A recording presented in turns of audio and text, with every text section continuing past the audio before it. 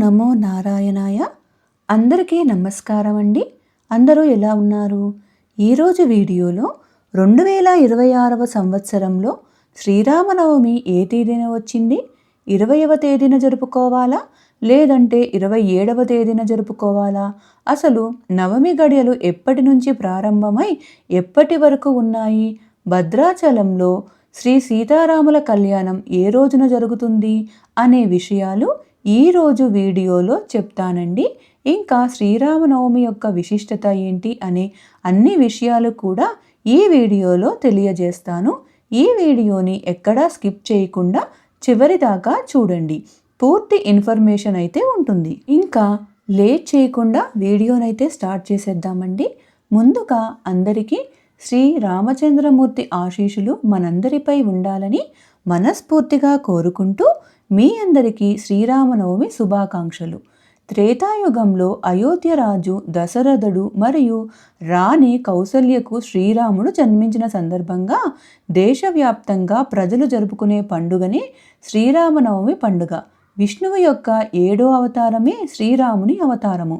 రావణరాజు పాలనను అంతం చెయ్యడానికి విష్ణువు భూమిపైకి తీసుకున్న అవతారమే శ్రీరాముని అవతారం. ఈ రోజున శ్రీరాముడి జన్మదినంగా జరుపుకుంటాము. త్రేతాయుగంలో చైత్రశుద్ధ నవమి రోజున వసంత ఋతువు కాలంలో పునర్వసు నక్షత్రాన కర్కాటక లగ్నంలో మధ్యాహ్నం 12 గంటలకు దశరథ మహారాజుకు కౌసల్య దంపతులకు శ్రీరాముడు జన్మిస్తాడు.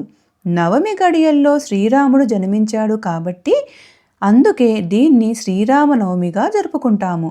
అయితే ఈరోజు శ్రీరామచంద్రమూర్తి జన్మదినమే కాదండి, ఈరోజే శ్రీ సీతారాముల కళ్యాణం కూడా జరిగిందని, అలాగే శ్రీరాముడు పట్టాభిషేకం కూడా ఈరోజే జరిగిందని మనకి పురాణాలు అయితే తెలుపుతున్నాయి. అందుకని ఈ ఒక్కరోజే ఈ శ్రీరాముడికి సంబంధించిన 3 ఘట్టాలని ఈరోజే జరుపుకుంటాము. ఈరోజు దేవాలయాల్లో శ్రీ సీతారాముల కళ్యాణం ఎంతో అంగరంగ వైభవంగా జరుగుతుంది. ఈ కళ్యాణాన్ని తిలకించిన లేదంటే ఆ కళ్యాణంలో పాలు పంచుకున్న ఎంతో విశేషమైన భాగ్యం అయితే కలుగుతుంది. శ్రీరామనవమి పండుగ చైత్రమాసం శుక్లపక్షం 9వ రోజున వస్తుంది. అయితే మనకి ఈసారి శ్రీరామనవమి ఎప్పుడు వచ్చిందో తెలుసుకుందాము. ముందుగా నవమి తిథి ఎప్పటి నుండి ప్రారంభమై ఎప్పటి వరకు ఉందో తెలుసుకుందాం. నవమి తిథి ప్రారంభం వచ్చి 2026వ సంవత్సరం మార్చి 26వ తేదీ గురువారం రోజున మధ్యాహ్నం 2:38 ప్రారంభమై మార్చి 27వ తేదీ అనగా శుక్రవారం రోజున మధ్యాహ్నం 12:27 వరకు నవమి తిథి అయితే ఉంటుంది. ఇంకా పునర్వసు నక్షత్రం మార్చి 26వ తేదీన రాత్రి 7:06 ప్రారంభమై 27వ తేదీన సాయంత్రం 5:41 వరకు ఉంటుంది. మనకి ఇక్కడ నవమి గడియలు 26వ తేదీనే ఉన్నాయి, అలాగే 27వ తేదీన కూడా ఉన్నాయి. అయితే ఏ రోజు శ్రీరామనవమి చేసుకోవాలి అంటే ఎప్పుడు కూడా గుర్తుపెట్టుకోవాల్సిన ఒకే ఒక విషయం, అది ఏంటంటే భద్రాచలంలో శ్రీ సీతారాముల కళ్యాణం ఏ రోజైతే జరుగుతుందో ఆ రోజే శ్రీరామనవమి జరుపుకోవాలని మనకి పండితులైతే చెప్తున్నారు. అలా చూసుకుంటే మనం శ్రీరామనవమి మార్చి 27వ తేదీన శుక్రవారమే జరుపుకోవాలి.